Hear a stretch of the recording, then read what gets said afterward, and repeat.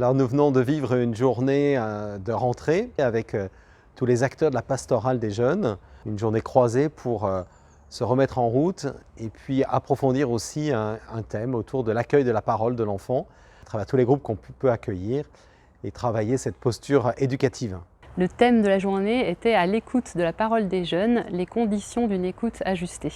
Depuis 3 ans, on vit nos journées de rentrée donc avec l'enseignement catholique, la pastorale des jeunes et le service d'initiation chrétienne des enfants et la pastorale catéchétique adaptée aussi pour les personnes handicapées.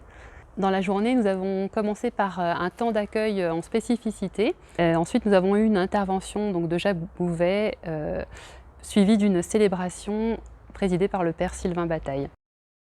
L'intervenant nous a donné beaucoup d'outils pour écouter les jeunes, les enfants. Dans les ateliers de l'après-midi, on a pu mesurer combien ces dimensions de l'éducation rejoignaient notre pratique pastorale. Quand on rencontre des enfants, des jeunes, on a besoin d'outils et aussi de pouvoir repérer peut-être des jeunes qui ont du mal à parler ou qui au contraire vont prendre beaucoup de place dans un groupe. Voilà, donc la question d'écouter la parole, c'est aussi une dimension spirituelle pour nous, puisque la parole, avec un grand P, prend toute une dimension.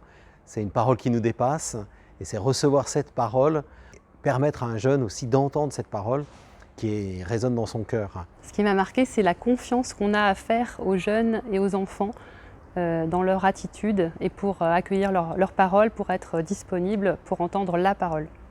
Et donc nous voyons qu'écouter la parole, c'est aussi placer sous la parole, ensemble, une parole qui nous dépasse.